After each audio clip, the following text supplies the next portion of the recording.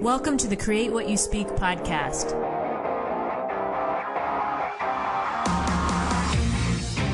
Join me as we have a real-life discussion on how to change your life by changing your thoughts. Remember, question everything, trust yourself, and find your truth.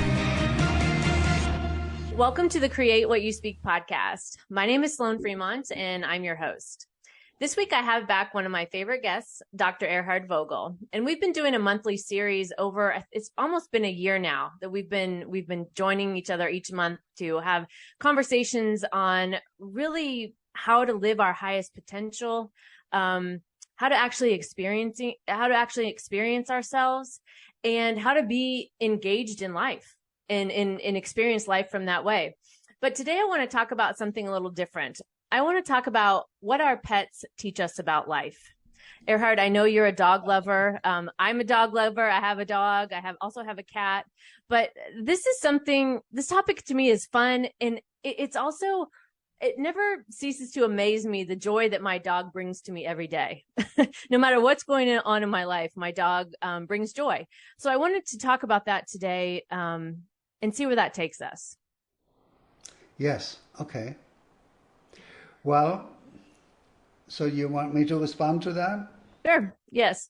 I think the dogs I know, not just my dogs, but I know other dogs. I'm friends with other dogs. Mm-hmm. Mm-hmm. And there's a commonality. They seek joy. Yeah. They live joy. Mm-hmm. And anything that interferes with that, they don't want. Right. They don't sit around letting that happen to them all the time, displeasurable things. Or what they do is they either fight it or just walk away from it. Mm-hmm. You know, mm-hmm. And they're absolutely loyal. Yes. They know you and like you. They will be loyal to you. And if they meet your relatives, whom they've never met before, they will be loyal to them. Yes. They will know that they are your relatives. They're very perceptive, you know. Yes. And they have much more of an intelligence than we humans give them a credit for, because they can relate to us through their senses and mm-hmm. through their subtleties. Mm-hmm. And humans often miss that. They don't know that is happening, you know. That's why humans can, you know, so often one of the terrible things when there's a dog in a family and he's part of the family and he's loved and so on, then they have a child and they get rid of the dog. Yeah. Yeah. It's like, okay, if you had a child and then have another child, you get rid of the first one because it's in the way now. Right. I know. You know, that's a terrible thing for dogs, you know, because in general, animals are very dear, mm-hmm. very loving. They want to love. Mm-hmm. So nowadays, where we have all of these YouTube videos, you see videos of, you know, a duck loving a dog, or a cat loving an owl, and an owl loving the cat. And of course, the examples of dogs loving people is just, you know, beyond count. Yeah. So we can learn a lot from their loving, their patience. Yeah. And their forgiveness. I've noticed with my dog. Forgiveness. Yeah. It hurts my heart sometimes how much they forgive the behaviors of humans. Yes. Yes. Yes. And I know I got my dog almost 2 years ago now. So when I got my dog, it was the start of everything shutting down. And I remember when I got him, how my face actually hurt from smiling because I hadn't smiled in such a long time. And this little 10-pound dog brought so much joy to my life. And as I watched my dog, and actually the story of my dog is he was a rescue and they were actually going to put him down because they said he was too aggressive. And the obvious thing was he was in a shelter. He was scared. He hated it, you know, very obvious things. And since I've had him, I've not once ever had an issue with him. It's been nothing like that. It's been actually the complete opposite. The love, the loyalty, all the things that we've talked about. And as I've seen my dog really, as I watched him when I first got him versus how he is now, that not only does he bring me joy, but what I love to experience with him is the way others experience joy when they see him. Because my dog he's a smiler. So when we go on a walk or if I take him to the farmer's market, he is smiling the whole time and he is absolutely loving life. And I'll tell people, and people will walk up to me, smile. They're smiling because they're watching him smile. And I'll tell people, this is his favorite day and this is his favorite place, because no matter where he is, that's how he acts. He's having the best day of his life and he is loving exactly where he's at. And Right. and people always stop and they'll comment on that. Like, well, I can tell, or he's such a loving dog, or whatever the comment might be. And I seeing that example in my dog, there's so much for me as I observe him, like, wow, how can I show up that way in life? Right. And I was just concurrently going to speak about how dogs live in the moment. Yeah. Right now is the moment which is the pleasure of being alive for them. Mm-hmm. And it's not they don't remember anything from the past. Right. Because if you bring them towards anything in the past, maybe if it was happy, their tail will wag before they get there. Yeah. Or they will put their ears and their head down when they remember something that caused them pain. Yeah. Or difficulty, censure from us or something like that, Mm-hmm. So Mm-hmm. they live in the moment, they're conscious in the moment, which many humans are not. Right. They are somewhat in the memory of the past or the fearful anticipation of the future, or at least the concerned or the worried anticipation of the future. Mm-hmm. Dogs don't have that. Right. Cats don't have that either.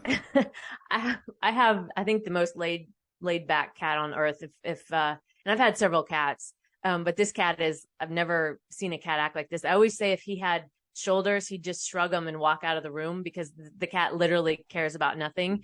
He just loves to be around people. He wants to be wherever people are, but nothing bothers him. Not even the vacuum. The vacuum doesn't even bother him. He'll just look at it.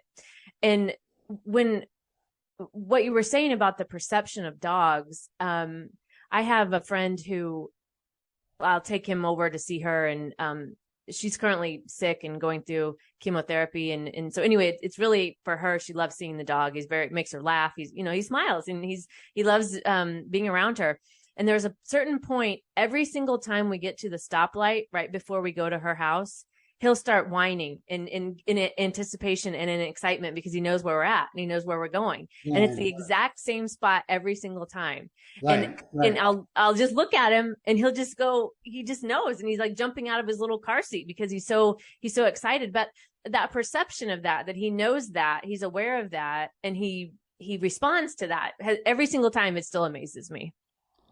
I have one big German Shepherd, and he's lying at my feet underneath this desk right now, because just before you, I had sessions, therapy sessions.